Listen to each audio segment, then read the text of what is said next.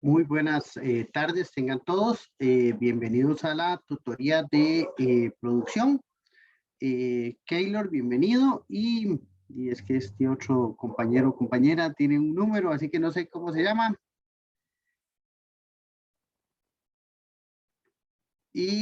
Bueno, bienvenidos a todos, ya estamos grabando. Como siempre, empiezo por consultas, así que favor indicarme si tienen alguna duda con respecto al material, con respecto al proyecto, a la tarea que ya está entregada o algún otro tema.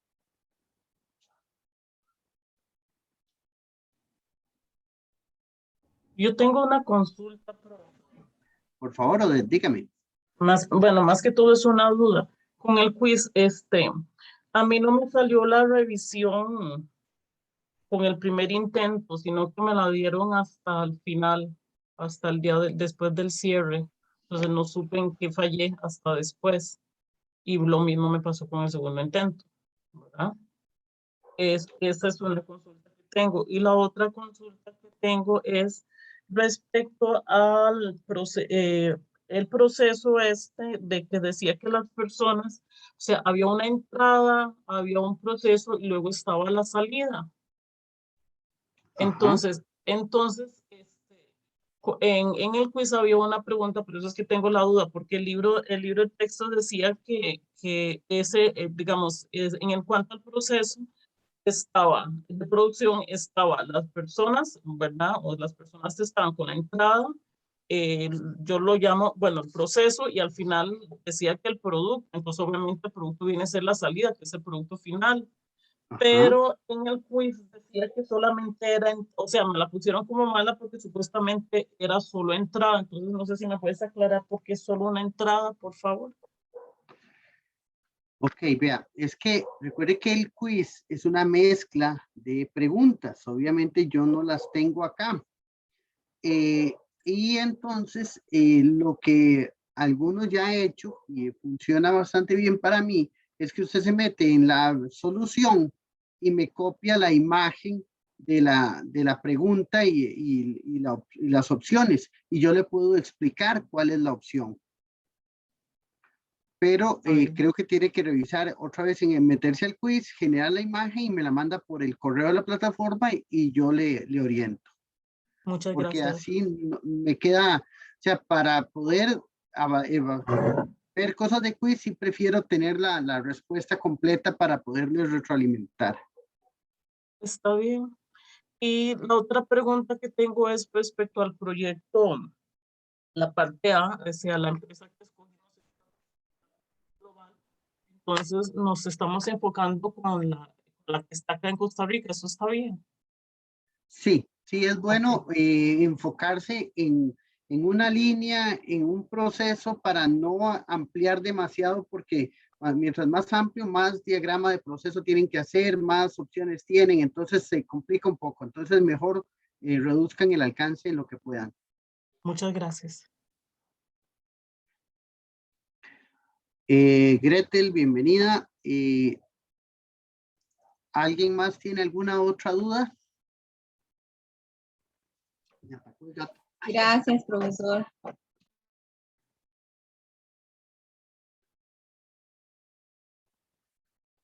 Ok, con respecto a, bueno, lo voy a decir ahora y lo voy a decir al final. Muchos me entregaron la tarea en PDF, aunque es un formato válido, se me complica o es poco amigable para poder darles retroalimentación. Entonces tenemos que usar comentarios como mecanismo. Entonces, sí pedirles que las entregas de los otros elementos me las hagan en Word para que nos facilite darles una retroalimentación que quede en el mismo texto. Entonces, yo prefiero que nos lo dejen en Word y yo les hago la retroalimentación y yo mismo genero el PDF y ya les queda el documento con retroalimentación y ya con las observaciones. Entonces, para que me hagan ese favor en las siguientes evaluaciones. Sí, claro. Ok, con respecto al curso vamos a ver rápidamente lo que tenemos de proyecto para que ustedes, vamos a revisarlo desde las orientaciones y de allí en la parte de la rúbrica para repasar, y si tienen alguna duda que quedemos claros con esto y podamos ver cómo nos vamos a calificar este aspecto y algún otro y alguna otra duda que tenga. Vamos a ver, share screen.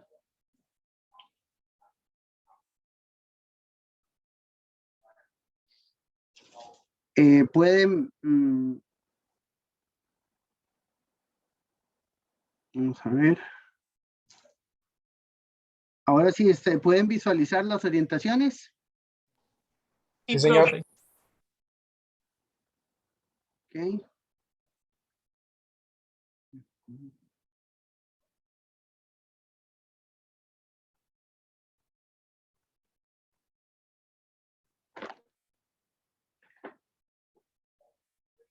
Para pasar. Bueno. Venga. Me va a perder el gato, dame un segundo. Venga, para acá. Ya, usted me campo, ya.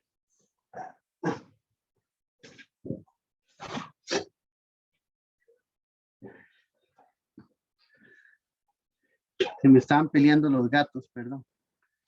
Ok, aquí en las orientaciones vienen las rúbricas de calificación y eso nos ayudará a orientarnos un poquito. Vamos a ver si está aquí. Ok. Básicamente la parte A del proyecto. Recuerden, muy importante registrar siempre el CEU al que pertenece cada uno de los miembros. Lo que hablamos de la participación, si alguno de las personas no participa, entonces ustedes me indican en la portada participación del 0% de tal persona. Y ya lo tomamos en cuenta, o del 25, del 50, lo que ustedes consideren.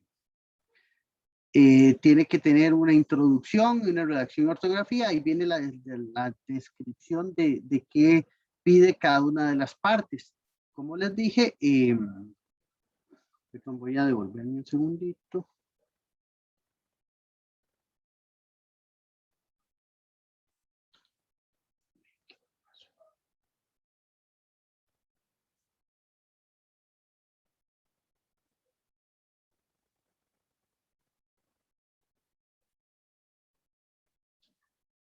Vean, la entrega es el 10, empieza el 10 de noviembre, o bueno, el 16 de noviembre es la fecha límite de entrega.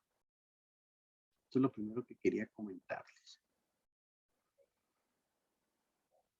Igual, si tienen alguna duda, ustedes que están desarrollando el proyecto, me lo indican. Ahí viene en esta rúbrica la valoración de cada una de las etapas. Entonces, pedirles que se fijen en esa ponderación y hagan sus esfuerzos o su trabajo proporcional al valor que tiene cada etapa. O sea, por ejemplo, si ustedes ven que la introducción vale 2 puntos, no me vayan a hacer 10 páginas de introducción porque no agrega tanto valor como otras partes. Entonces, verifiquen bien lo que pide cada apartado en el proyecto y lo hacen con respecto a este tabla de desglose de puntos.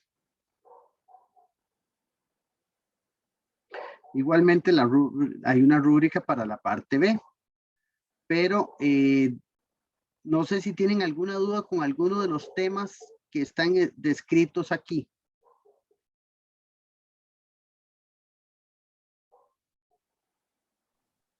Profe, yo tengo una consulta. Es que, Claro. digamos, con el proyecto que estamos elaborando, la persona con la cual me reuní para para la información, me hizo un solo correo con toda la información que vimos en las 3 sesiones. Eso está bien y lo puedo agregar a los dos, porque realmente abarcamos la parte A y la parte B del proyecto. Sería el mismo correo para ambas cosas. Ok, habla del correo o del correo tipo carta de entrega. Ajá, ajá. Ok, solo se requiere una vez. Ah, O bueno. sea, no es que tiene que hacer uno para A y uno para B, más bien se pide para la parte B. Y entonces sí, básicamente con uno funciona perfectamente. Lo que quiero es una evidencia de que la empresa está de Ujú. acuerdo con su propuesta o con su trabajo, con que ustedes o fueron o se comunicaron o trabajaron con ellos. Recuerden que ahora es como muy a distancia y ya ni siquiera les estamos pidiendo que vayan a la organización si esto no es posible. Ujú. Está bien. Muchas gracias. Ok. Eh, ¿Alguna duda específica de los requisitos?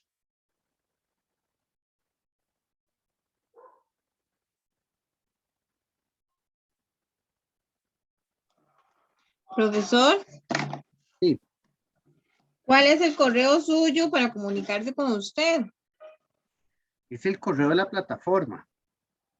El del que sale de la cátedra. Exactamente. Ok. Si realmente vieran, no, me alegra mucho, pero me escriben poco, vieran, seguro yo les caigo muy mal, pero nadie me escribe y yo trato de contestar todo lo que me mandan, pero sí, ustedes me han escrito poco y yo no puedo contestar más de lo que no me preguntan, ¿verdad? Entonces, pero sí, sí, ahí está en la cátedra y está, recuerden la opción del foro también. Entonces, en el foro Ujú. de consultas, ahí me preguntan cualquier aspecto general y cosas ya específicas de su grupo, de su proyecto, de cosas que quieran comunicarme solo a mí, entonces lo hacen a través del correo de la plataforma. Este es el que sale ahí, por ejemplo, aquí, donde dice in.arnoldo.mora. No, déjeme ver si me meto a la plataforma para decirles dónde estoy. Vamos a ver si estoy compartiendo aquí. Cuando usted se mete aquí al correo y le da a redactar, y ahí nada más agrega el destinatario, que en este caso voy a ser yo.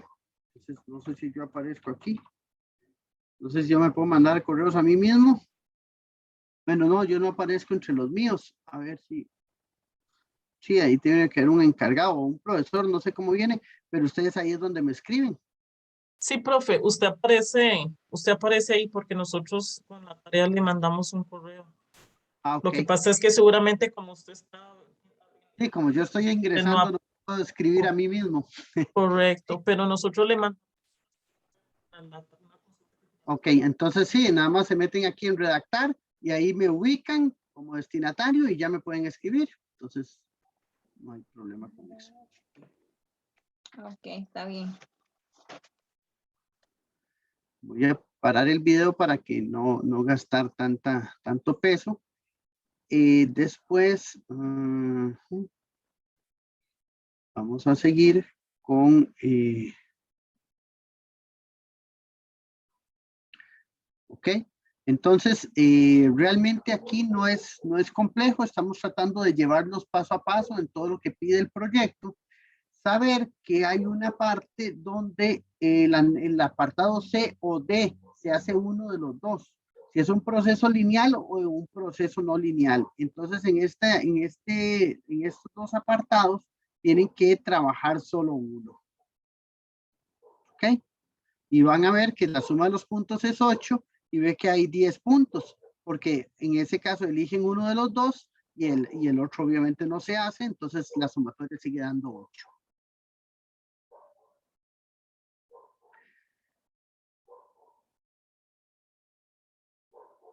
Esto de los tres componentes de la organización, eh, ahí lo que dice es eso, que se vayan a buscar el enfoque sistémico. Eso lo van a encontrar en la guía de estudio. Hay un diagrama del enfoque sistémico y ustedes lo que hacen es aplicarlo a la realidad de su empresa y tropicalizarlo a lo que ustedes tienen. Ese sería el diagrama del enfoque sistémico. Lo de las condiciones, aquí sepan que se piden al menos 4. Entonces, tienen que tener claramente identificadas cuáles son las 4 condiciones que están evaluando y determinar 2 cosas para cada condición. Discutir, bueno, primero, en qué estado está la condición, los impactos y algunas formas de corrección. Entonces, por ejemplo, si van a hablar del agua potable, entonces van a decir, sí, todos los, la organización y todos sus baños y demás puntos cuentan con agua potable.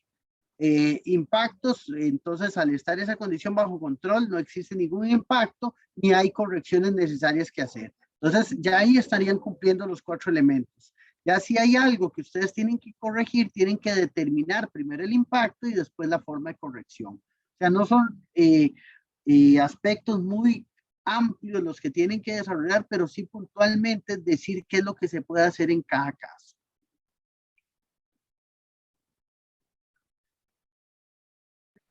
Igual, como les dije, en general me gustan los proyectos concretos, pero que cumplan o contesten todos los elementos que se están solicitando. Ok, si no hay dudas con respecto bueno, y diagramas actual y propuestos, recuerden que estamos pidiendo 2 diagramas. Un diagrama inicial de cómo está la organización y un diagrama propuesto de las mejoras que ustedes pueden identificar. Ok, entonces vamos a pasar ya a la teoría. Si no tienen ninguna duda más, entonces vamos con la presentación de la tercera tutoría.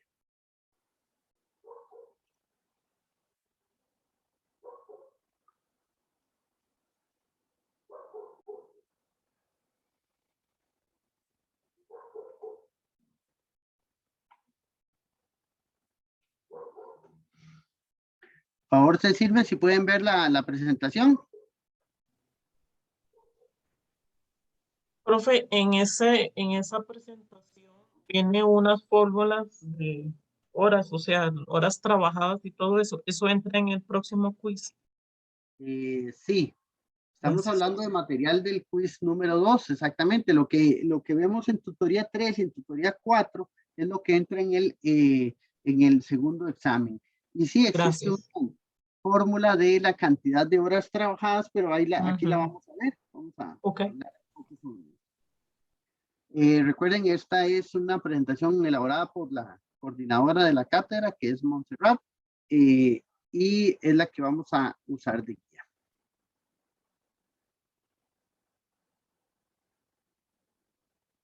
Un poco el tamaño aquí.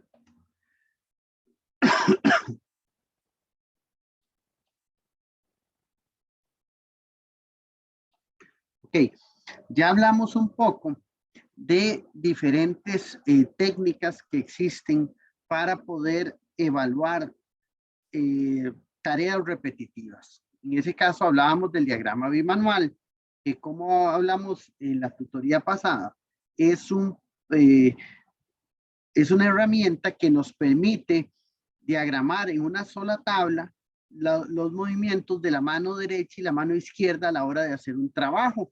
Eso nos permite estudiar esos movimientos y buscar formas más eficientes de hacer la tarea. Como sabrán, eso aplica para tareas muy repetitivas, donde un movimiento que nos ahorremos puede significar una ganancia para la organización al estandarizar la forma de hacer las cosas un poco más eficiente. Entonces, recuerden que un diagrama bimanual son actividades que duran a lo sumo que 1 minuto o 30 segundos, son actividades muy rápidas que yo voy evaluando, las diagramo, las mejoro y puedo estandarizarlas. Obviamente aplica a ensambles en masa o actividades que se hacen muy repetitivas, donde se pueden obtener ventajas del análisis bimanual. Igual existen los análisis de movimientos básicos y los principios de ergonomía, ya esos son más generales y aplican a cualquier tipo de organización y tarea. Recuerden que en general uno, si está haciendo una tarea durante muchas horas y esa tarea se hace de una forma que no es eficiente, va a generarnos No solo problemas de productividad, sino problemas físicos de cansancio o ya lesiones en un periodo prolongado de tiempo. Como siempre, recuerden las reglas, ustedes pueden interrumpirme cuando quieran. Yo aquí no puedo ver ni manitas ni nada. Tengo solo la presentación, entonces cualquier aspecto que quieran decir, pues nada más nos interrumpen y compartimos lo que ustedes nos quieran decir. Entonces, el bimanual maneja, similar como vimos al principio de un diagrama de proceso, las actividades de operación, transporte, demora. Lo que pasa es que aquí estamos hablando de operaciones muy pequeñas, donde una operación es sujetar, utilizar cualquier acción que yo realice que genere una ocupación de la mano que yo tengo o de cualquiera de las dos manos que yo tengo. El transporte son los movimientos que hago del material o de la mano hacia buscar un nuevo material y demás. Entonces, en ese caso, cuando estoy en un transporte, pues no estoy haciendo una operación específica, sino nada más moviendo el material o buscándolo en ese caso.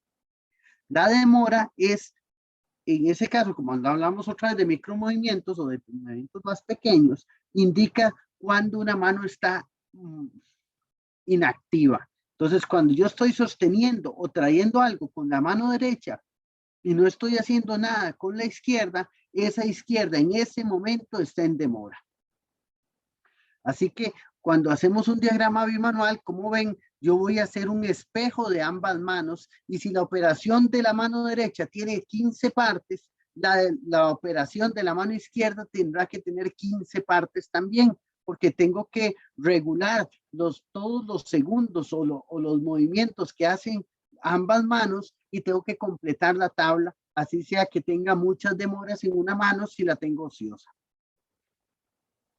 Y finalmente, hablar de que aquí no hay almacenamiento, bueno, sí existe, pero es cuando yo voy a sostener una pieza, entonces se usa el símbolo de almacenamiento.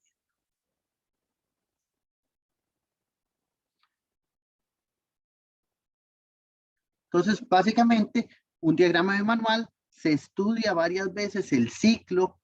Vamos a ver, se estudia varias veces el ciclo de actividades para poder yo realizar el diagrama primero. Denme un segundito nada más porque tengo una duda. Sí, estamos en tutorial 3. Sí, porque me da miedo que estuviera allí un material que ya vimos. Ok, entonces, estudiamos varias veces el ciclo que vamos a evaluar antes de registrarlo para poderlo conocer y poder saber exactamente cuál es el periodo o el ciclo que vamos a evaluar. O sea, dónde inicia la tarea y dónde termina para poder entenderla y después ahora sí la empezamos a registrar. Ahí hablan las reglas que se registra una mano a la vez y se va poco a poco registrando los símbolos. O sea, igual tengo que dedicarme porque estos movimientos son tan rápidos que tengo que ser muy detallado para poderlos visualizar y poderlos captar. También habla de realizar una mano a la vez, también ir renglón por renglón de acuerdo a las actividades que se hacen y después registrar la otra mano y entonces hacer esa comparación de ambas para poder complementar el tiempo final de las dos manos.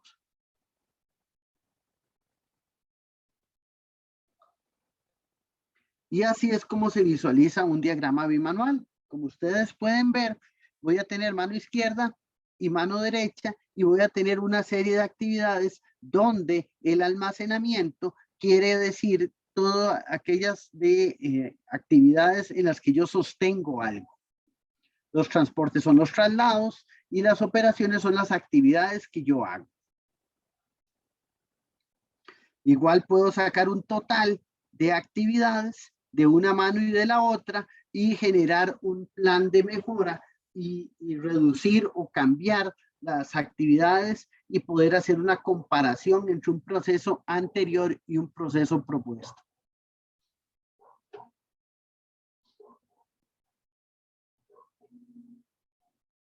Entonces, existe entonces, una vez que ya uno hace un diagrama y puede evaluarlo, puede clasificar los movimientos y establecer tres tipos de actividades o de movimientos. Aquellos que son productivos, y ahí están clasificados todas las acciones que pueden ser, que es alcanzar, mover, coger, posicionar, desmontar, soltar, examinar y hacer. Esa es la clasificación de actividades productivas. Las retardantes, que son cuando usted busca algo, entonces está esperando, no ejerce ninguna mejora sobre el producto, planear retrasos para poder acomodar el nivel de algo, cambiar de dirección, cosas por el estilo. Van a ser movimientos retardantes y los improductivos son sostener, porque el sostener, ¿por qué se clasifica como improductivo? Porque existen mecanismos que usted puede poner una base, un soporte y sostener algo a través de una herramienta y no tener que desperdiciar una de las manos para sostener.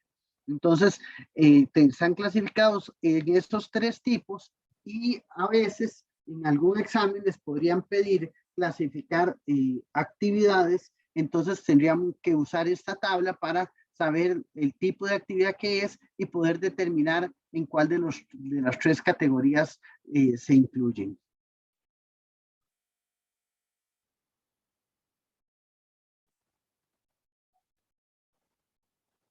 Existe entonces en este mundo de tratar de optimizar el tiempo de las tareas repetitivas, algunos principios de economía de movimientos. Entonces dice aplicación y uso del cuerpo. Entonces las dos manos deben empezar y terminar al mismo tiempo. Recuerden que somos simétricos.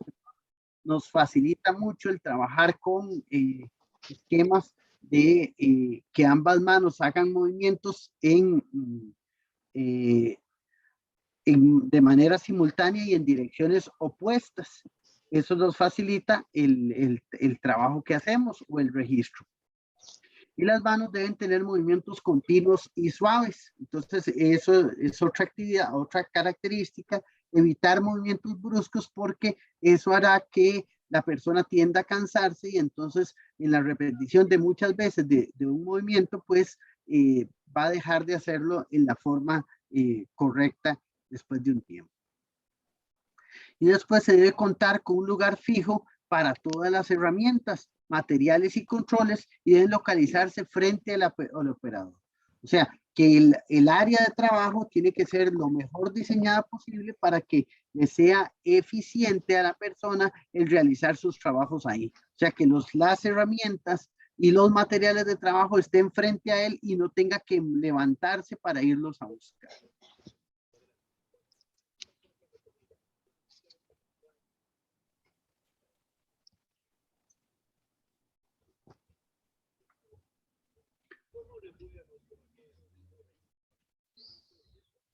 Ok, tengo.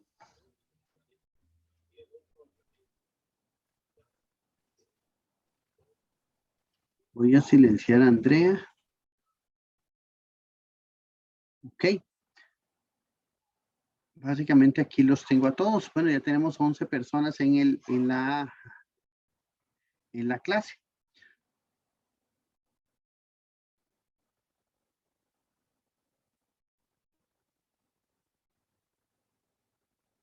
Ok, existen.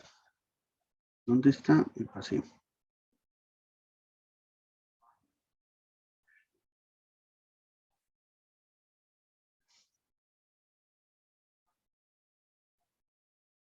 Ok, en ese sentido es común diseñar herramientas que nos faciliten el trabajo. Para darles un ejemplo de ese tipo de herramientas, yo trabajaba en Vicesa, en Vidriera Centroamericana en algún momento. Entonces, es muy tedioso, imagínense lo que es medir el diámetro exterior y el diámetro interior de una botella. Y esos son parámetros críticos porque dependiendo del tipo de tapón o tapa o o estas metálicas que también usan, o de rosca, tienen que tener medidas muy específicas para que las tapas les funcionen. Entonces hay que estar midiendo estos diámetros. Entonces lo genial es que existe una guía que es un tipo de pieza metálica que se introduce en la boquilla y entonces hace la revisión del diámetro interno y el diámetro externo en un solo movimiento. Y esto permite saber cuáles botellas están bien hechas y cuáles no, y poderlas desechar. Entonces, así no se tiene que medir, sino que se tiene un instrumento que tiene las tolerancias ya creadas del diámetro interior y el diámetro exterior, y esto reduce muchísimo el tiempo de revisión. Así, imagínense eso comparado con estar con un calibrador midiendo el diámetro, registrando el valor y viendo que ese valor esté dentro de parámetros. Entonces, se simplifica mucho el trabajo. En general, los movimientos van en avance de acuerdo al nivel de complejidad. Entonces, al principio, podemos decir que los movimientos más sencillos son aquellos que se hacen con los dedos, después aquellos que usan, además de los dedos, la muñeca, y va subiendo así en nivel de complejidad al usar el antebrazo, el brazo, y al final, aquellos que también ocupan un apoyo de todo el cuerpo.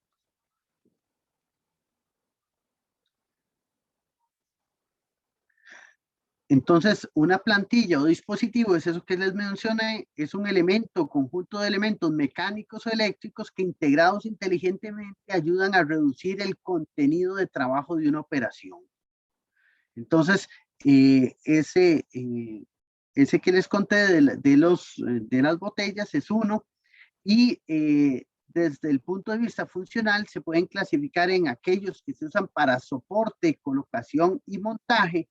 O sea, aquellos de montaje es una base donde usted coloca la pieza y esta se queda fija para poderle hacer trabajos. O sea, si usted tiene, por ejemplo, que aplicar soldadura, entonces tiene una base donde coloca la pieza y manualmente lleva la otra y el equipo de soldar hacia el punto, y entonces eso le facilita el realizar esta operación. Están los dispositivos para depósito de alimentación de material, son como una tolva o un lugar, un recipiente donde usted puede ingresar gran cantidad de materiales y estos se van dosificando al área de trabajo para no estar buscándolos y estarlos acomodando en la zona. Cambios de conjunto rápido es, por ejemplo, en una maquila, trabajan con máquinas de coser industriales, y entonces un mecanismo para reducir el tiempo de cambio de color es, en vez de estar enhebrando el nuevo hilo y quitando el anterior, zafan toda la pieza y cambian por un nuevo dispositivo que ya trae el nuevo color. Entonces hacen un cambio del montaje de la parte de hilos y eso facilita mucho el tiempo. También les cuento que en este tiempo de cambios es crítico y existen procesos diseñados para optimizar los tiempos de cambio. Les cuento que, por ejemplo, en esa misma vidriera trabajábamos el cambio de un molde, cuando usted cambia de un envase a otro. Entonces, cambiar un molde puede significar una gran pérdida para la empresa si no se hace bien, porque si usted tarda, digamos, o sea, se queda pegado en un cambio, va a tener que perder una gran cantidad de vidrio. Por eso lo que hacen es planificar los cambios y se encargan de hacer hasta reuniones de planificación donde dividen todas las tareas para poder maximizar el proceso de intercambio entre un molde y otro, y entonces evalúan los cambios de montaje y hasta generan porcentajes. Entonces se tiene un indicador que habla de la eficiencia de cambios de montaje, y así lo harían diferentes empresas. También existen dispositivos de selección y medición o dispositivos especiales son creados específicamente para la naturaleza del proceso que se está trabajando y minimizar el riesgo o el tiempo de cambio o de medición dependiendo de las condiciones. Todo esto se van diseñando porque yo tengo un producto que elaboro muchas veces y que puedo diseñarle dispositivos para facilitar los controles y lograr agilizar así las tareas. ¿Dudas hasta aquí?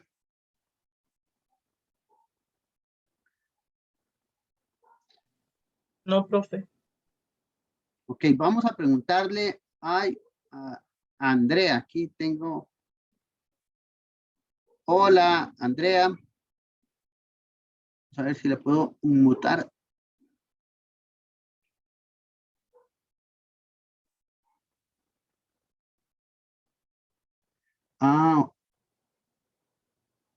Ok, perfecto. Muy bien, Keylor. Gracias por la... Vamos a ver.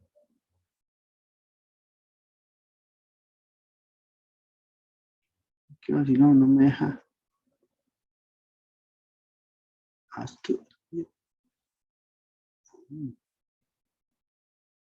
Vamos a ver. Andrea, ¿usted puede hablar? ¿Puede poner el micrófono? Sí, tiene.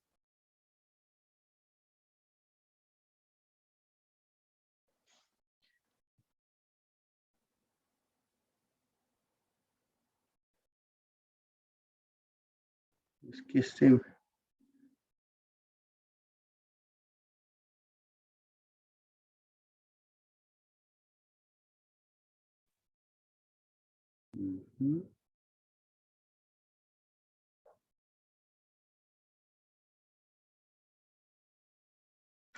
¿Qué vacilón?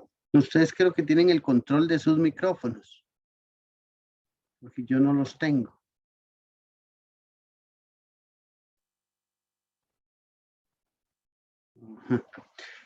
Bueno, ¿alguien tiene algún ejemplo de un tipo de dispositivo de estos que hayan usado en alguna organización?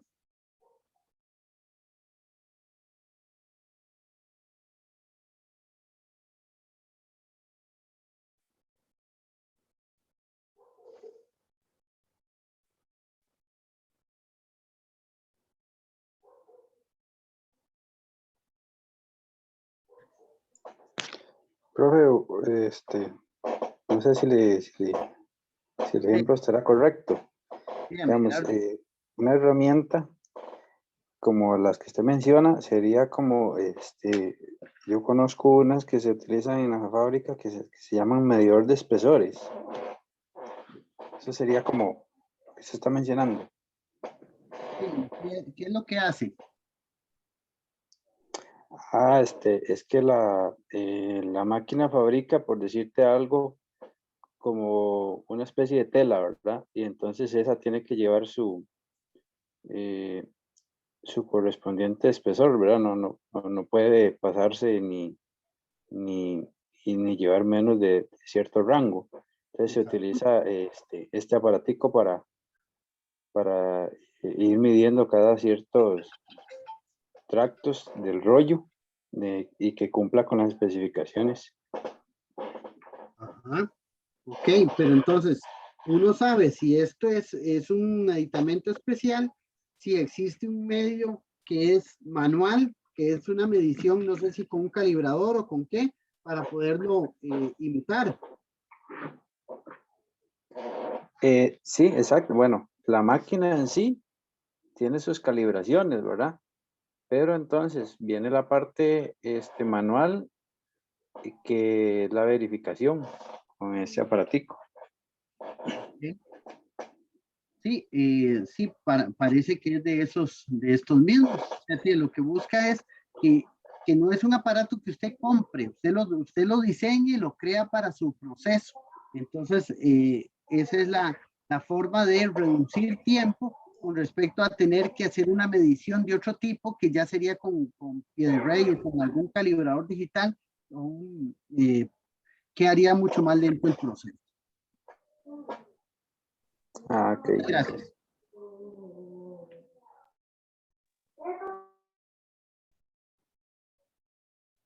¿ok?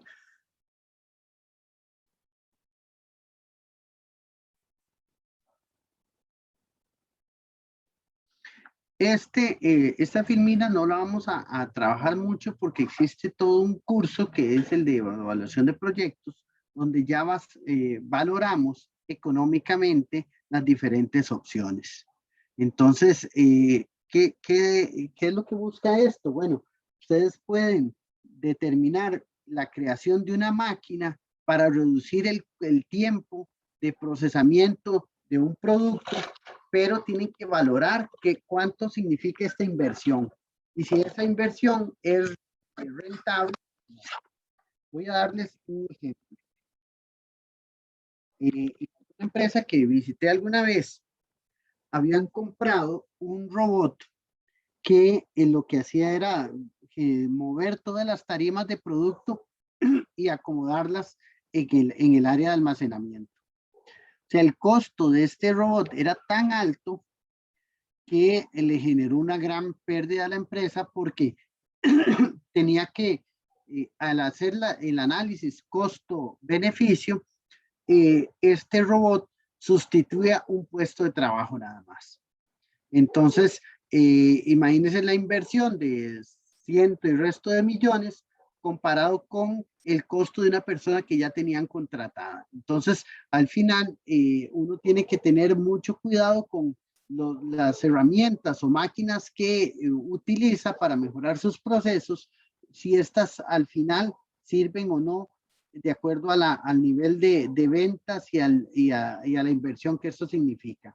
Entonces, el TIR es el retorno de la inversión y otras valoraciones financieras nos permiten evaluar esos proyectos y poder elegir aquellos que sean los más rentables o los que más rápidamente van a recuperar esa inversión para la organización.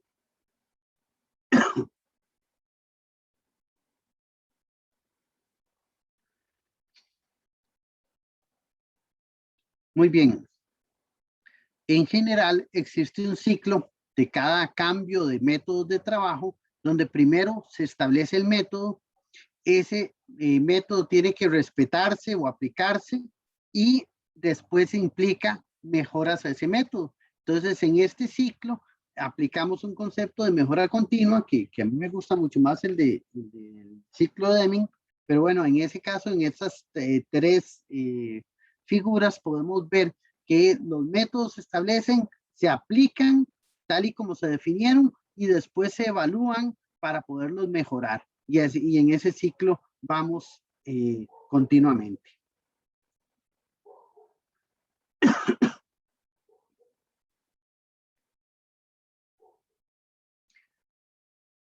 Existen algunos programas, el más famoso es el de las 5 S, aquí existe una ampliación hacia 9 S, que son filosofías japonesas que buscan crear orden en la organización. Y aunque son viejísimas y muy básicas, son muy importantes y realmente si nosotros las aplicáramos en la mejor forma, pues tendríamos empresas mucho más ordenadas y mucho más seguras.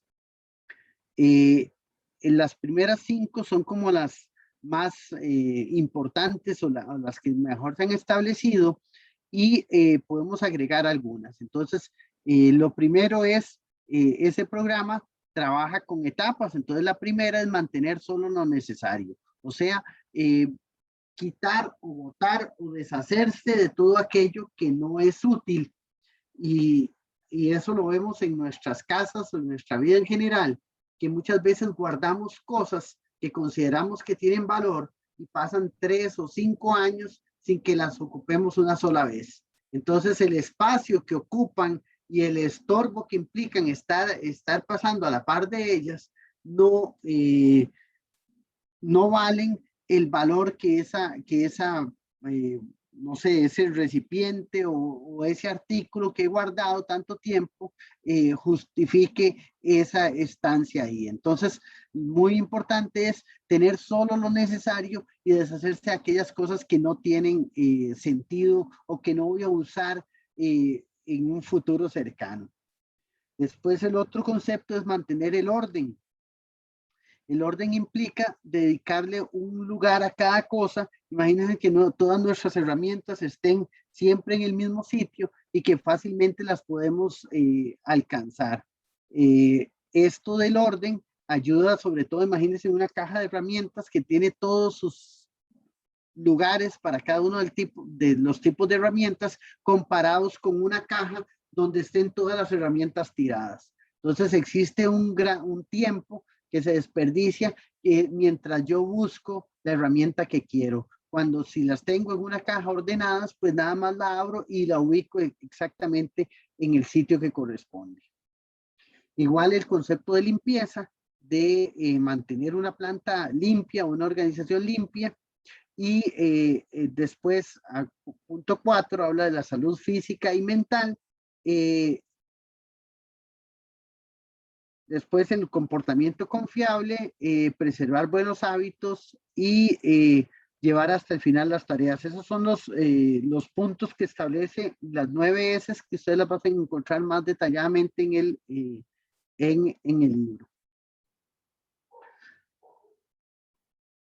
Finalmente, unifique a través de normas, habla de todo proceso. Cuando yo lo tengo estandarizado o lo he logrado mejorar, entonces lo más importante es documentarlo. Y una vez que esté documentado, ya queda normalizado, o sea, queda estandarizado y ya todo el mundo lo puede consultar y se mantendría en el tiempo. Ya en el capítulo 6 es cómo examinar o analizar una operación.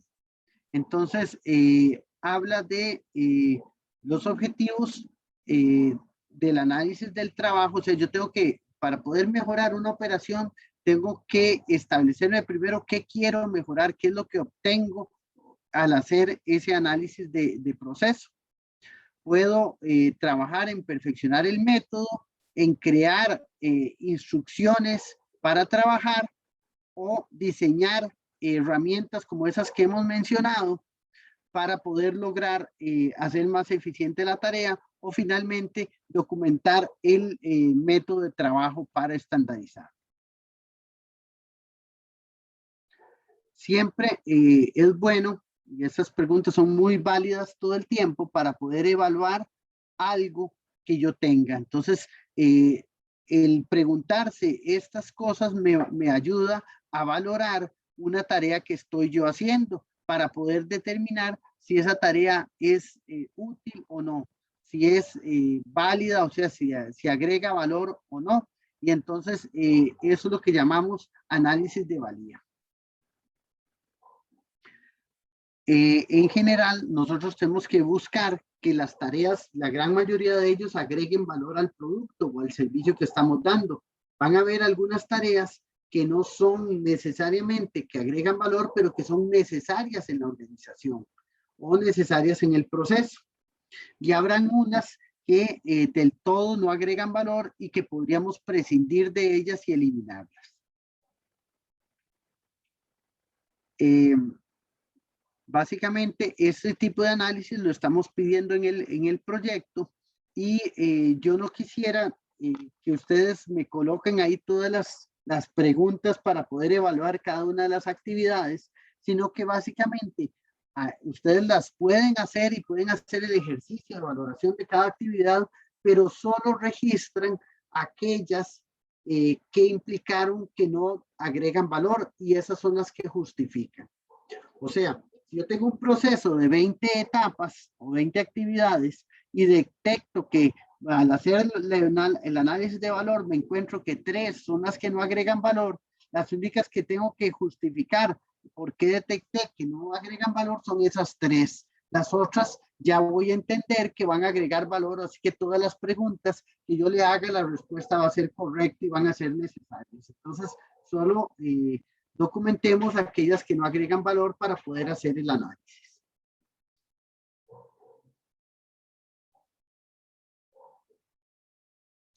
Entonces las preguntas son, aportan valor para el uso, amerita su utilidad del costo, y ahí esas 10 preguntas nos permiten valorar las operaciones o las actividades que yo tenga en un proceso.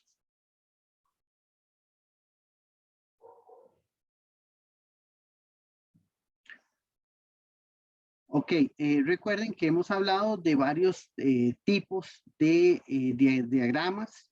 El bimanual, que es el que hablamos el día de hoy, el hombre-máquina, que era el que habíamos visto para la tutoría 2, que es la relación entre las tareas que hace el operario y que hace la máquina, y el control de esas tareas para poder determinar cuáles son los tiempos activos de la persona y los tiempos activos de la máquina, y trabajar sobre los tiempos ociosos de cada uno para poderlos reducir y hacer un ciclo de proceso más eficiente. Igual están los diagramas de proceso o cursogramos, todas las opciones de diagramas que hemos visto que pueden documentar los procesos, y podemos a partir de esos diagramas evaluar los procesos y reducirles reducir aquellas actividades que no agregan valor.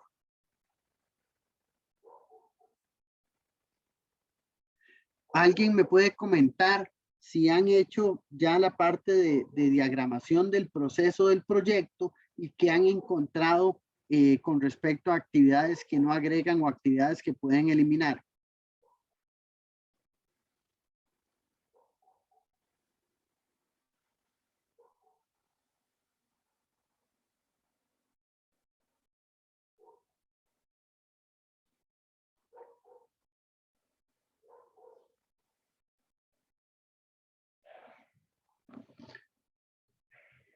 ¿Alguien?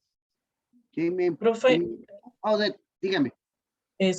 Bueno, nosotros no hemos hecho el diagrama aún, pero sin embargo, con la información que me pasaron, estaba viendo que había, digamos, algunas cosas que ellos hacían que así por lo menos que pierdan un poco de tiempo. La empresa es una empresa de servicios y ellos dependen, por ejemplo, del departamento de IT para tener todo el equipo listo, y a veces surgen atrasos y no tienen el equipo listo, tienen a las personas, tienen todo lo que se necesita, pero no tienen el equipo, o tal vez el equipo está listo, pero les faltan los accesos.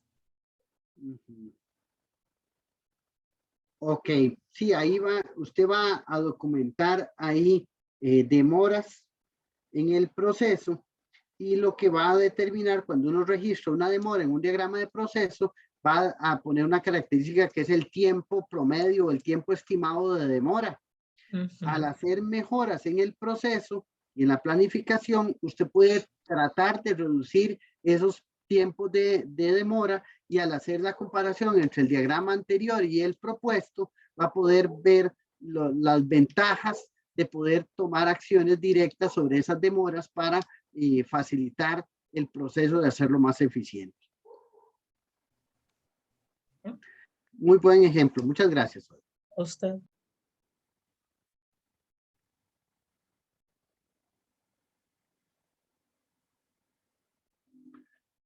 Ok, existe una teoría, también una base japonesa, de la mejora continua, y en general la mejora continua es la segunda opción ante la otra que es muy conocida, que se llama reingeniería. Reingeniería es el acceso drástico y el cambio rotundo de los procesos para poder generar mejoras.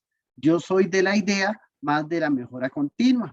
La mejora continua permite evaluar lo que se está haciendo, y sobre las ventajas y aspectos correctos del proceso, identificar aquellos que se pueden mejorar y generar una ventaja sobre el proceso en el tiempo. Entonces, esto hace que la mejora continua sea un proceso constante de identificar oportunidades de mejora y aplicarlas. Entonces, ¿qué requiero para que esto funcione? Requiero que haya un personal motivado, o sea, comprometido e involucrado e informado en el proceso, que apliquemos trabajo en equipo y que eso se haga en un ambiente agradable sin generar insatisfacción o presión sobre las personas. Eso igual tiene que ser en armonía con los procesos y en ese caso con el ambiente, y parte de los conceptos de motivación y un ambiente adecuado es la adecuada remuneración de las personas. Entonces, en general, mejora continua implica muchas cosas, pero podemos hablar de que va a tomar en cuenta estos aspectos como pilares.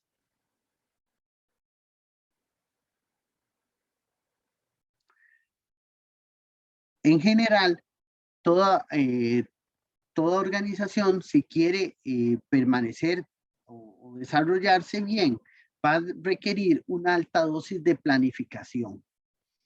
Nosotros tenemos que visualizar que lastimosamente las empresas costarricenses muchas veces viven del día a día, nada más lo que puedo vender hoy y lo que voy a vender mañana. Y no tenemos una adecuada planificación de lo que queremos hacer y hacia dónde queremos llegar. Entonces, sí es importante que podamos cambiar y empezar a visualizar dónde quiero mi empresa o qué necesidades tiene mi empresa en 6 meses o en un año, y poder yo trabajar sobre eso para poder contar con los insumos y el tiempo para poder realizar mejoras. Es ahí que la planificación genera la posibilidad de crear un plan estratégico que me permita contar con objetivos y metas en plazos cortos, medianos y largos para poder lograr las características que mi empresa requiere en el tiempo. Y finalmente, complementar esto con controles, los controles necesarios para poder garantizar el cumplimiento de los objetivos. Para darles un ejemplo de cómo funciona esto, en algún momento trabajé en una empresa metalmecánica donde tenían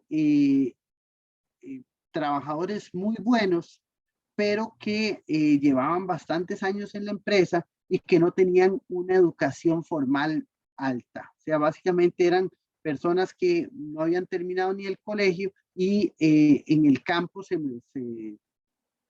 la jugaban bastante bien, o sea, tenían experiencia y conocimiento, pero no tenían una educación formal. Entonces la empresa empezó a visualizar que querían cambiar a sistemas más automatizados de trabajo y vieron que el personal no tenía la formación para poderlo lograr. Entonces, con tiempo empezaron a crear la opción de dar de capacitación para poder culminar el colegio y darle formación técnica a las personas, y crearon así como un tipo de universidad dentro de la misma empresa para poder aprovechar ese personal que tenían, formarlo y llevarlos a la siguiente etapa. Entonces, ese es el concepto de planificación y desarrollo estratégico que me permite a mí lograr que la empresa se mantenga en el tiempo.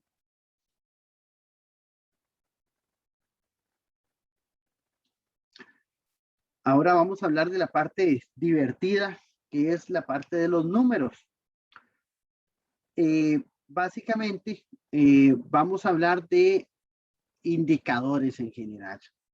Entonces, realmente una de las formas en las que las empresas miden el nivel de capacitación o la inversión en capacitación que hacen, está el de total de horas de capacitación por persona, que es sumar todas las horas de capacitación que se dieron en un periodo de tiempo y dividirlo entre el número de personas. Igual se puede evaluar esto por cantidad de dinero invertida, que es evaluar cuánta inversión se hizo en capacitación y comparar esto con las metas. Pero de acuerdo a su conocimiento, a su experiencia, ¿ustedes consideran que estos indicadores son buenos para medir capacitación, para darle una idea de ese indicador? ¿O cuál usarían ustedes para poder determinar el impacto o que estemos invirtiendo adecuadamente en capacitación? ¿Qué usarían?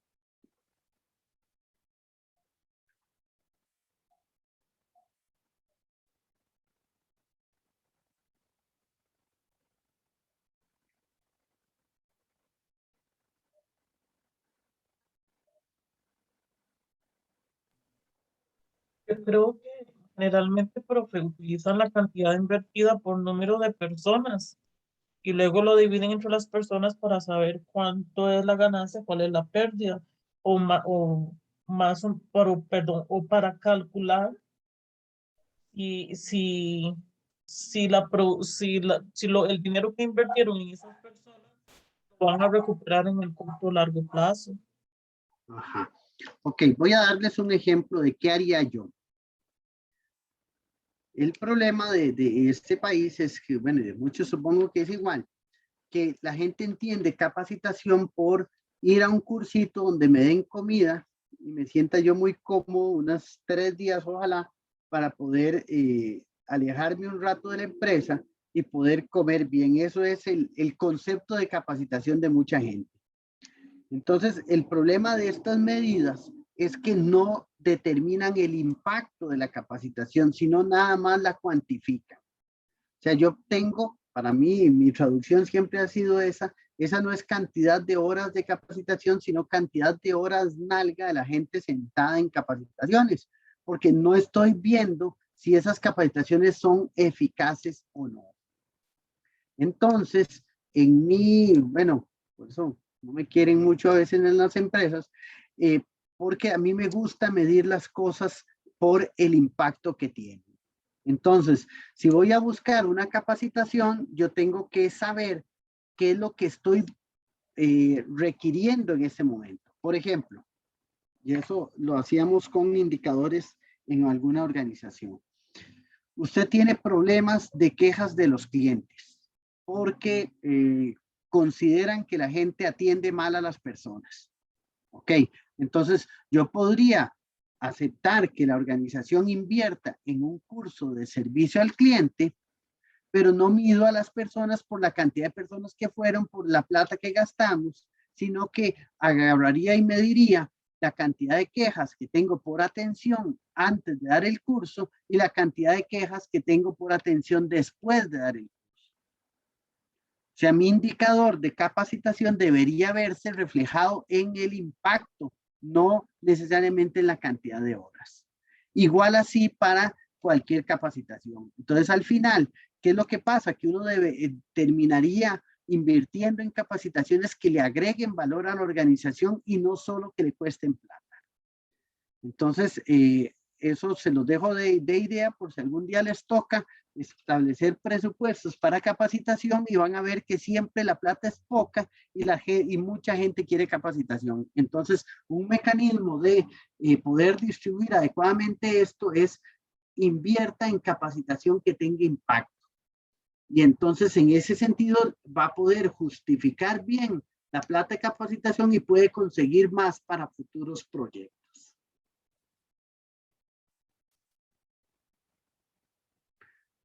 Ok, hay otros controles que son más formales, por ejemplo, y siempre estos relacionados con los costos, cantidad de horas trabajadas, cumplimiento del horario, producción por horas, metas de producción. O sea, yo defino que tengo una línea de 10 personas y debo producir una cantidad de cajas de cartón al mes. Entonces, me establezco metas de producción. Entonces, o estándares por hora de producción. Hay montones de medidas que procuran evaluar la producción que yo realizo. ¿Por qué hacemos eso? Alguien que me cuente, ¿cuál es el sentido de estar midiendo la producción?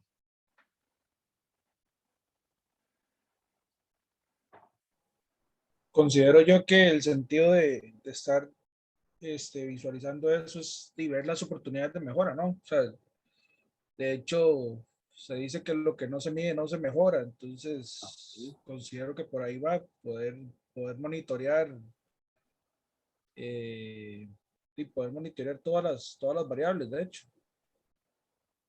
Ok, sí, está bien, pero más que eso, yo tengo que ser competitivo. O sea, el origen o la razón de todas las organizaciones es hacer plata.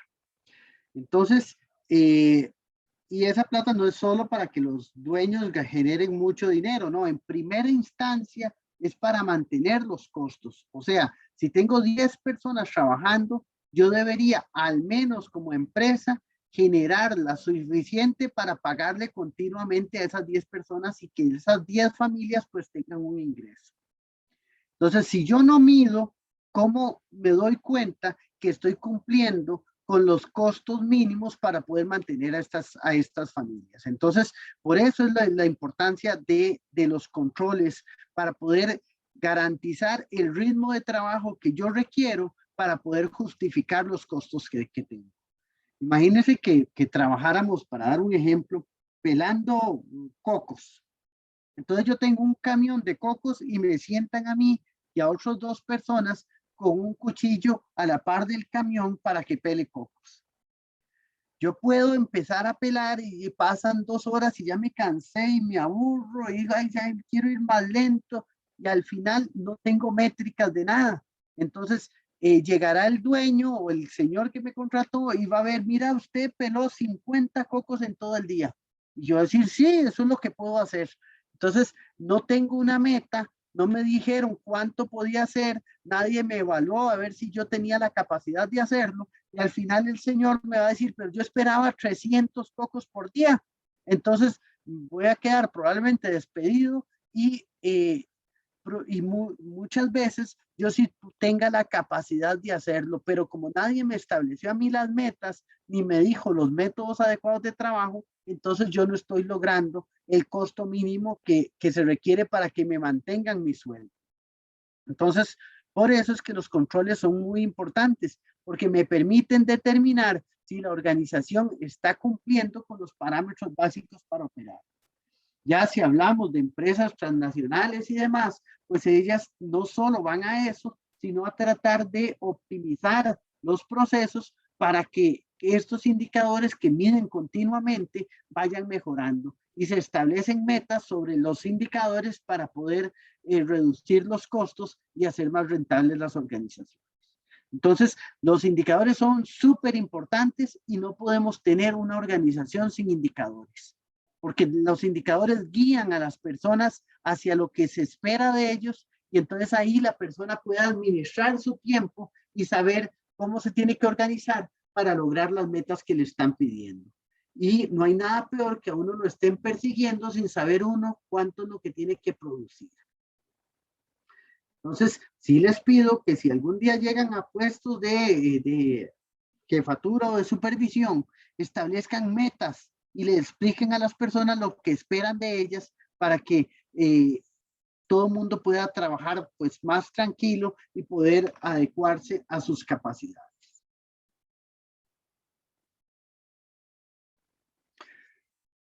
Dentro de las habilidades, además de esas de establecer objetivos, está que el personal que está en supervisión o en jefatura tiene que tener unas habilidades para poder lograr los objetivos de la empresa. Y eso partiendo por una adecuada comunicación, que a veces nos cuesta y a veces los supervisores o jefes se estresan demasiado por las cosas que tienen a cargo y les cuesta mucho hacer una comunicación efectiva con las personas. Hay que aprender a administrar el tiempo y el estrés, tomar decisiones que muchas veces se toman generales cuando deben ser individuales. A veces ahí dicen que pagan justos por pecadores, pues pasa muchas veces que tomamos decisiones por problemas puntuales que no supimos resolver y afectamos a toda la organización por eso. Saber reconocer cuando las personas hacen bien sus cosas, pues las actividades que hacen, motivar a las personas y saber delegar. Yo creo que uno de los grandísimos problemas, por lo menos en la empresa donde yo trabajo, es la incapacidad de delegar. Como todo al final sigue siendo responsabilidad de uno, a muchas personas les cuesta mucho delegar y quieren estar metidas en todo. Entonces dejan a muchas personas ociosas porque no les han podido indicar qué es lo que tienen que hacer, porque no saben delegar. Entonces tratan de meterse en todo y al final no hay un flujo continuo de trabajo por esa necesidad de estar revisando todo, porque no podemos delegar en las personas. El delegar le da a usted una responsabilidad, le da una participación y usted entiende qué es lo que se espera de usted y puede desarrollarse mucho mejor y en mi caso ser mucho más, es mucho más motivante que yo dirija mis acciones y planifique mis cosas a que alguien me esté diciendo exactamente todo lo que tengo que hacer. Entonces, por eso, dentro de las habilidades gerenciales, para mí la más importante es la capacidad de delegar y la de establecer, como les dije, objetivos y una visión clara en la organización para poderla compartir con las personas. Igual, cada quien tiene una conciencia individual que se tiene que desarrollar y ese es el compromiso que uno crea con las empresas. Al final uno, cuando uno ya está trabajando en algún lugar, le cuesta valorar lo que ese trabajo significa para la familia de uno y para la estabilidad que uno tiene. Entonces, ya cuando uno se hace un poco más viejo, empieza a ser consciente de eso. Y esa conciencia le obliga o lo motiva a hacer las cosas bien y a aprovechar el tiempo que le dan. También otra de las habilidades gerenciales que requerimos es construir equipos, que la gente no piense que somos todos aislados, sino que trabajar en equipos para poder lograr las metas que tenemos. Y por supuesto, saber dirigir y solucionar conflictos. ¿Alguien me puede contar cómo ven la experiencia de solución de conflictos en sus empresas? Denme algún ejemplo. ¿Cómo creen que lo manejan?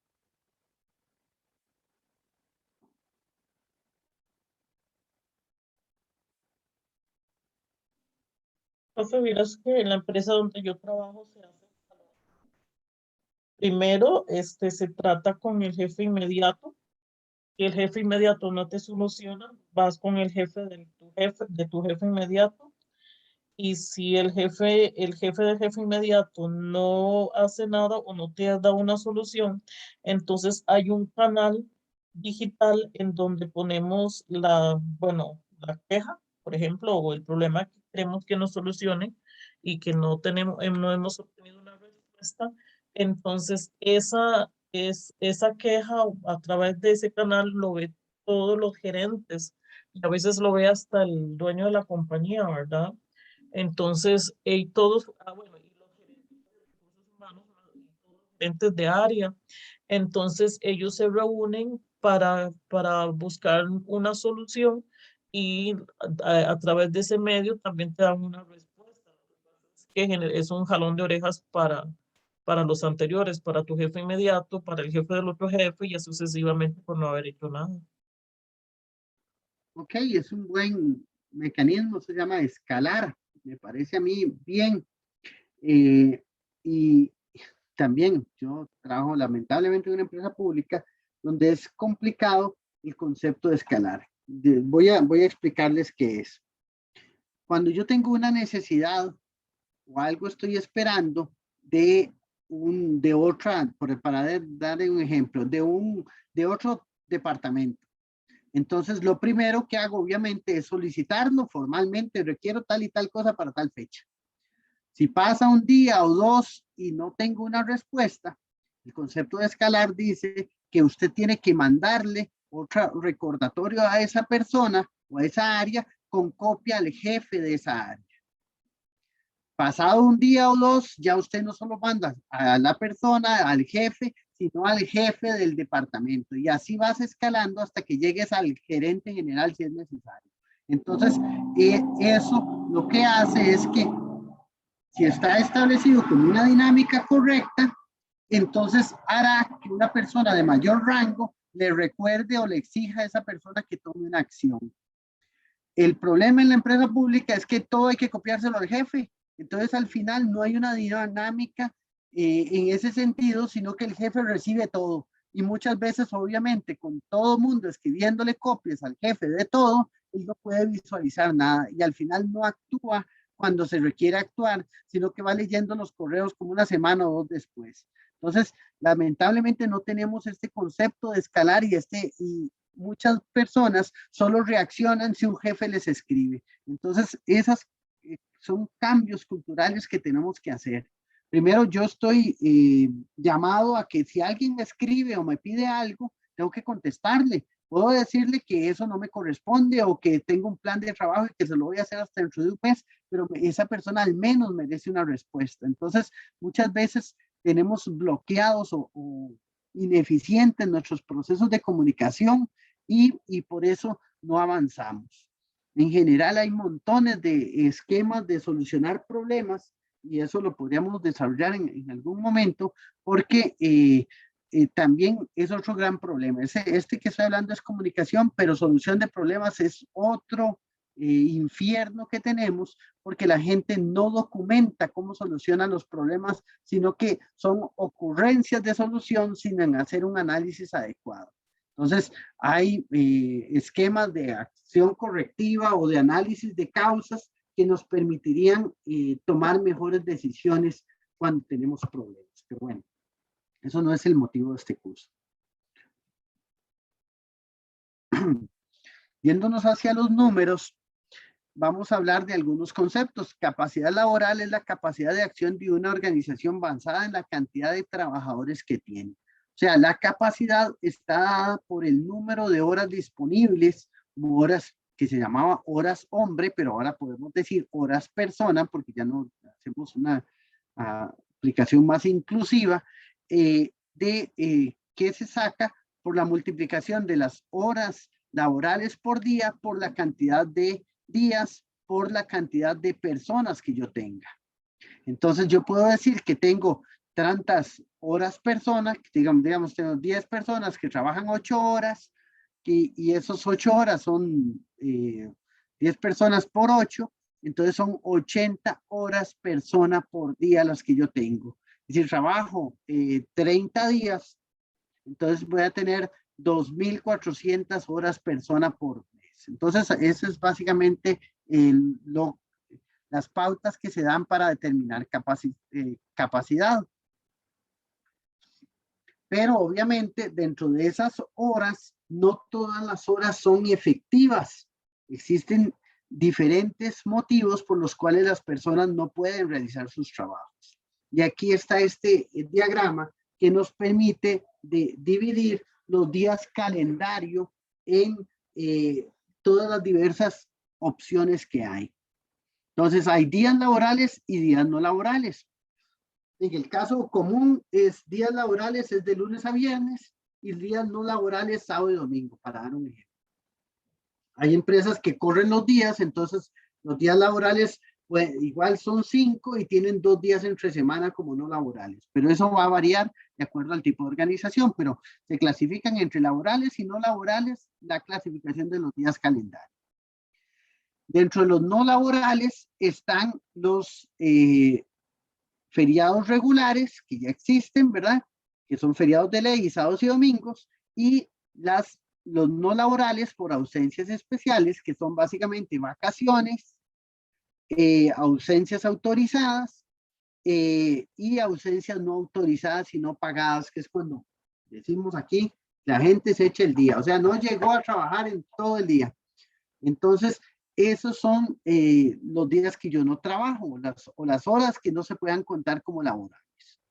Y las laborales existen de 2 tipos, horas laborales regulares y las horas extra.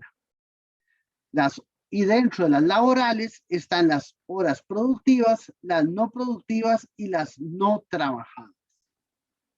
Ok, las no trabajadas va a ser, por ejemplo, el tiempo de almuerzo o tiempo de café, cosas de esas. Y las horas no productivas son aquellas donde la gente está haciendo poco o nada en medio del horario laboral. Las horas extras pues van a tener las mismas características. Ahora, un mal que existe también es la proliferación de horas extra. Para mí, en la mayoría de los casos, una hora extra o las horas extras implican problemas de planificación. Si usted tiene personas haciendo horas extras toda la vida, una de 2, o no planifica correctamente o le falta personal. Entonces, es más eficiente y más barato tener más personal para no tener que hacer horas extra. Y cuando hacemos horas extra eventuales, son también muchas veces por problemas de planificación que no he programado adecuadamente las tareas y el tiempo que tienen las personas para hacerlo, y tengo que pagar tiempo extra para poderlo compensar. Doy ejemplo de un mecánico que tenía yo. Bueno, estaba en la empresa y trabajaba de 6 a 2. Y era vacilón porque usted lo buscaba en la mañana y nunca aparecía este hombre, y hacía ciertas cosas, pero cuando ya usted lo ocupaba no aparecía. Y lo pintoresco es que a las 2 de la tarde siempre estaba ahí. Y entonces pasaba, ¿qué pasaba? Que como no lo encontraste en la mañana porque estaba en otras cosas, entonces a las 2 de la tarde había que decirle, hey, esto hay que hacerlo, así que le pago las horas extra. Entonces, ¿qué entendimos al final? Que esa persona pasaba escondiéndose parte del día para poder justificar la necesidad de tener horas extra, y entonces ya se le había hecho como una costumbre la cantidad de horas extra que hacía. ¿Cuál es el gran problema detrás de esto? Primero el costo para la empresa y después el costo para las personas que creen que esas horas extras son parte de su salario y empiezan a variar su nivel de vida de acuerdo a las horas extras. Entonces, el día que se quedan sin esas horas extra, se convierte en un caos la vida. Entonces, esa parte tenemos que vigilarla bien para no generar estos problemas en las empresas. Porque al final, ¿quién sale afectado? Sale afectada la empresa y sale afectada la persona cuando esas horas extras ya no están. ¿Algún comentario sobre horas extras? Que tengan ustedes, alguna anécdota.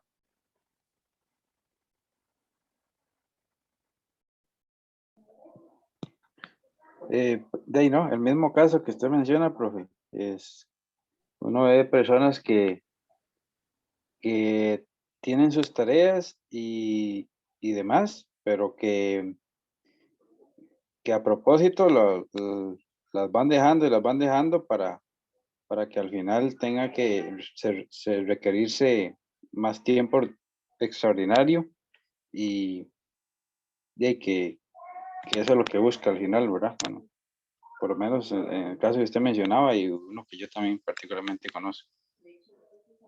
Sí, lamentablemente, ¿qué ocupamos para resolver ese problema?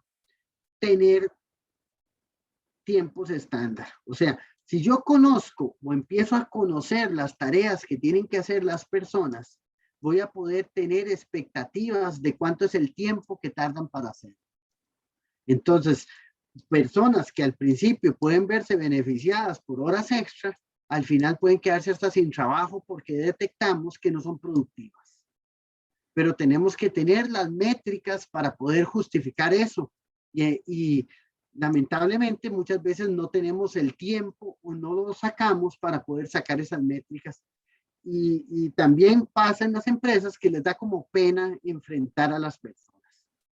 Hay una frase que yo siempre aplico: es mejor pasar 5 minutos rojo a toda la vida verde. O sea, es preferible afrontar a las personas y decirle a ustedes que es un vago, qué es lo que pasa, porque si no les decimos eso, tenemos que soportar las ineficiencias de esas personas toda la vida. Y lamentablemente, las manzanas que podridas pudren a los demás. O sea, no es que la gente se hace vaga, es que la gente se cansa de ver el trato desigual que tienen unos y otros. Y entonces al final, ese compromiso y esas ganas de trabajar se le quitan a las personas porque no sabemos administrar a aquellos que no quieren trabajar. Entonces sí, es lamentable, pero yo a veces soy como más estricto pensando en las personas que trabajan bien. O sea, trato de no es que me caigan mal las otras ni nada, sino que yo tengo que proteger a los que sí están comprometidos y tratar de decirle a los que no lo están, pues que tienen que hacer las cosas. Porque al final, como les dije, se crean bolas de nieve que al final nadie quiere trabajar o nadie puede hacerlo porque ya creamos una enfermedad de improductividad en el trabajo. Entonces tenemos que evitar eso. Y a veces uno le duele más verlo como empleado, o sea, como ver que a un compañero le dan todas las horas extra por cosas que no ha hecho en todo el día, cuando uno cumple la misma tasa sin horas extra. Entonces esa parte desmotiva mucho. Entonces hay que tratar de evitar.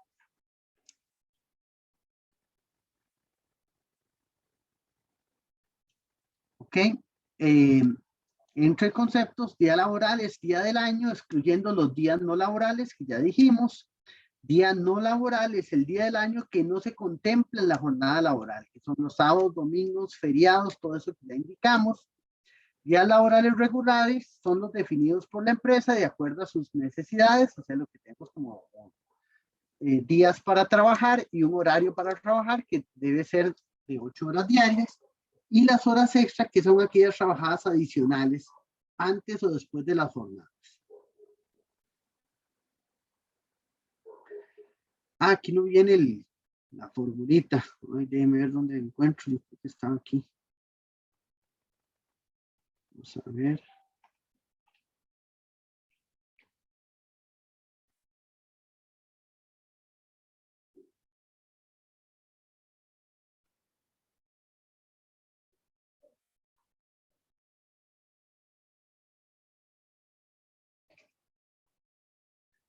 Es que no creo que va a tener que irme a la guía de estudio. Profe, está en la presentación esta que dice tutoría 3, presentación de este muchacho. En ese está y en el de Oscar Romero, en los dos están la forma. Vamos a ver. Sí, recuerden que no es que todas las presentaciones son diferentes, son formas distintas de ver la misma materia. Yo elijo alguna, pero pueden ser, ustedes pueden revisar las de varios de los compañeros.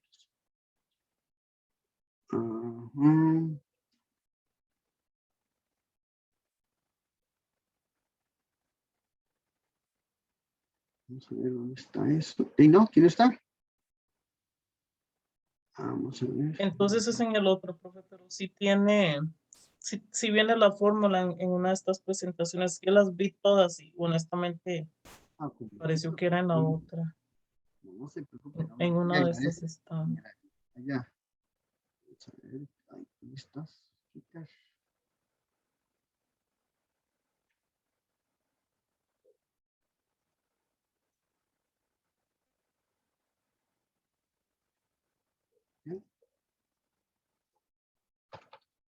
Me queda como en azul. Ahora sí. Ok, es esta.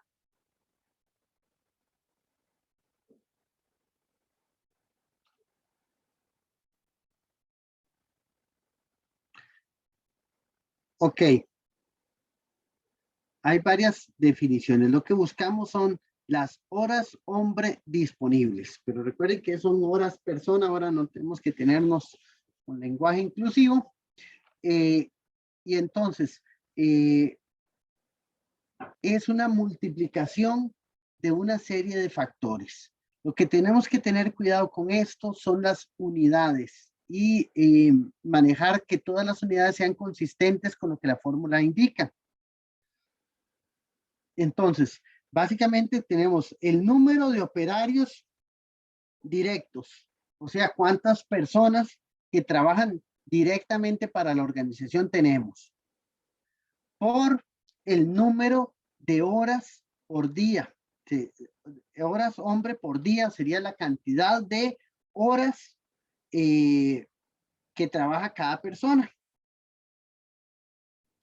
por el número de días calendario laborales. O sea, hay veces que un mes tiene 21 días laborales, hay veces que tiene 20, va variando de acuerdo al mes. Después, el factor de asistencia es un factor que le aplicamos a esa multiplicación y ese factor está dado por esta fórmula. 1 menos las horas persona de ausencia entre las horas laboradas por operarios directos. Como ven, al final la fórmula va a ser una sola sustitución de criterios. O sea, les van a dar una serie de criterios numéricos y ustedes los tendrían que aplicar en esa fórmula. Y después eso se multiplica por el factor de trabajo directo que está dado por esta fórmula que es muy similar a la anterior, pero en vez de aquí se aplica para las horas hombre del trabajo indirecto entre total de horas de operarios directos, el mismo factor que teníamos anteriormente. Lo único que varía es que en la primera era para la parte de ausencia y esta es para el trabajo indirecto. Y después se multiplica y se suman las horas extra por semana o por mes. Básicamente es lo mismo que tenemos aquí, donde van a colocarse cada uno de estos factores.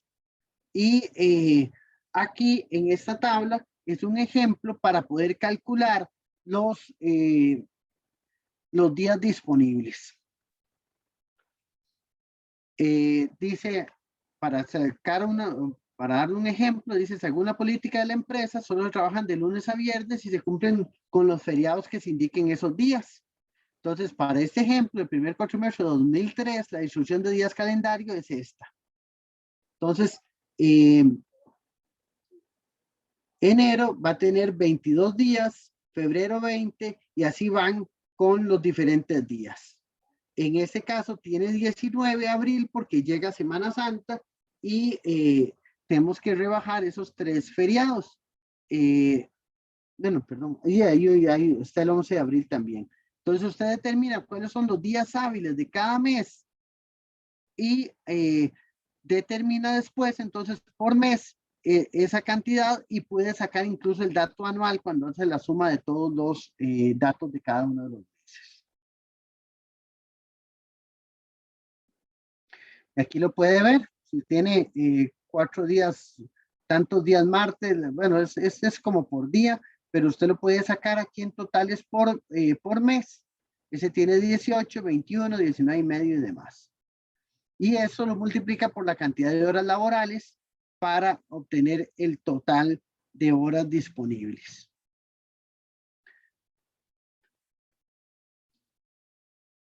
Igual van a variar en algunas empresas por horarios que tengan. Entonces puede ser que no trabajen siempre las 8 horas y puedan tener disminuciones en la cantidad de horas. Y también aplica el concepto de los 15 minutos que tiene la gente de café y la hora de almuerzo. Entonces eso tiene que descontarse. Yo creo que los 15 minutos sí se pagan. Normalmente la hora de almuerzo no, porque es una hora completa. Entonces al final lo que hace es convertir todos los datos de acuerdo a la distribución de capacidades que tengan en el año o en el mes y empezar a complementar los otros datos que les dan. Entonces, por ejemplo, aquí, ve, la empresa tiene una jornada de 8,5 horas por día, pero se asignan 15 minutos de café, 30 minutos de almuerzo y 15 minutos de café despertino. Entonces, por tanto, es 8,5 menos 1 hora, entonces quedan 7,5 horas. Así es básicamente como se van sacando cada uno de los parámetros y después se sustituyen en la fórmula. Aquí sacan los dos factores en forma independiente y después los aplican a la fórmula completa y se obtiene el resultado final que ya estuvimos hablando.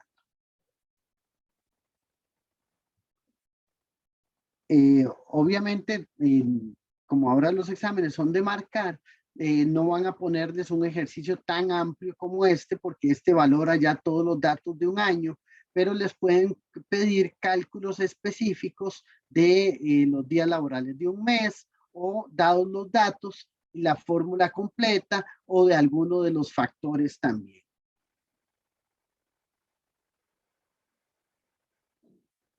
Pero básicamente se maneja con una sustitución y con indicar o llevar con orden cada uno de los parámetros que estamos definiendo en estas fórmulas. Esto también está en la guía de estudio, donde lo pueden ver tal vez con un ejemplo, bueno, con otro ejemplo, creo que este ya está aquí. No sé si es el mismo de la guía.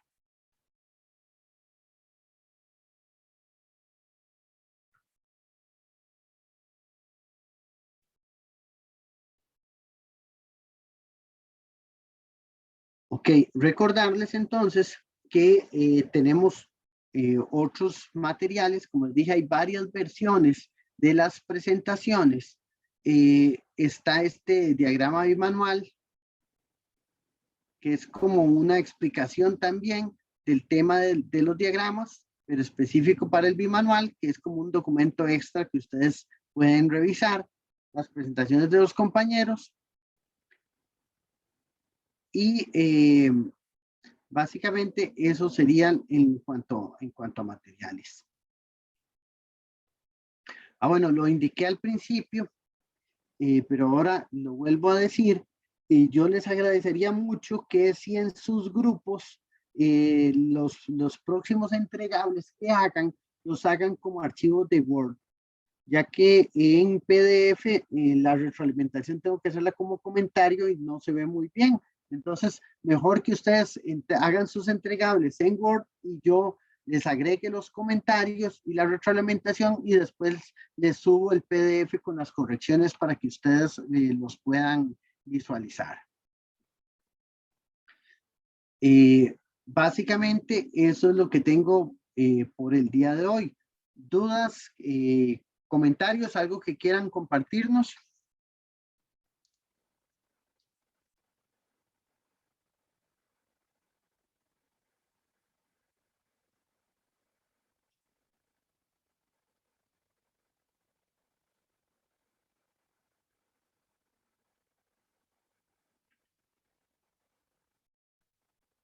La cuarta tutoría, que sería la última clase que tenemos, este es el material para que ustedes lo puedan revisar. Me interesa, perdón, ¿me iban a decir algo? No. Ok. Casi siempre el problema típico que se ve en cuarta tutoría, o que se aplica mucho en exámenes, es este que estoy abriendo.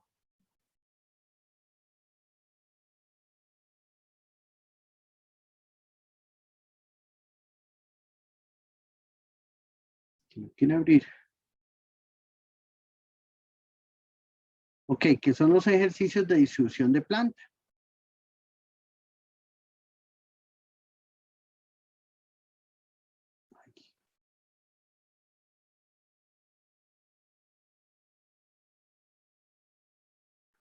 Son ejercicios que ahí vienen algunos ejemplos para que ustedes los estudien y me puedan hacer consultas para la próxima tutoría.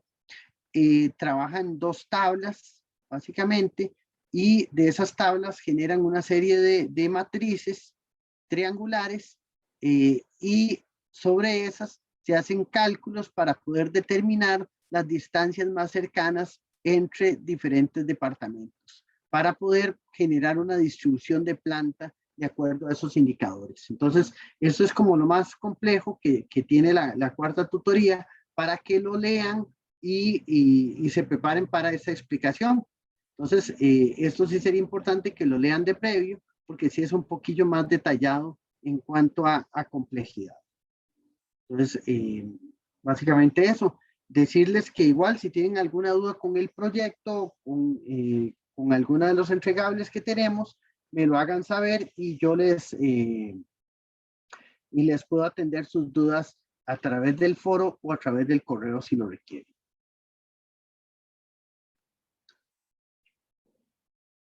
No sé si tienen alguna duda.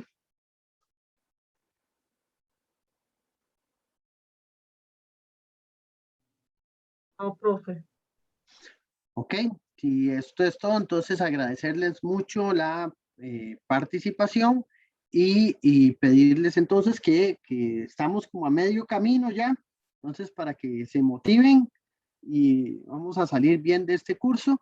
En general las tareas salieron muy bien, las notas están bastante buenas. Yo estoy dando la retroalimentación en la parte de la actividad. Todavía no he subido esas notas porque cuando termine la retroalimentación de todos, entonces las subo, que ya eso espero terminarlo el día de mañana.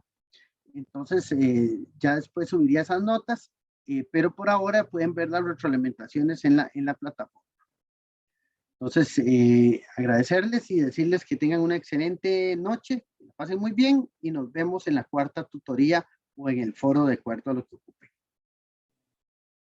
Gracias, profe. Con mucho gusto, Odette, gracias a usted. Gracias, buenas noches. Buenas noches, Melvin, gracias.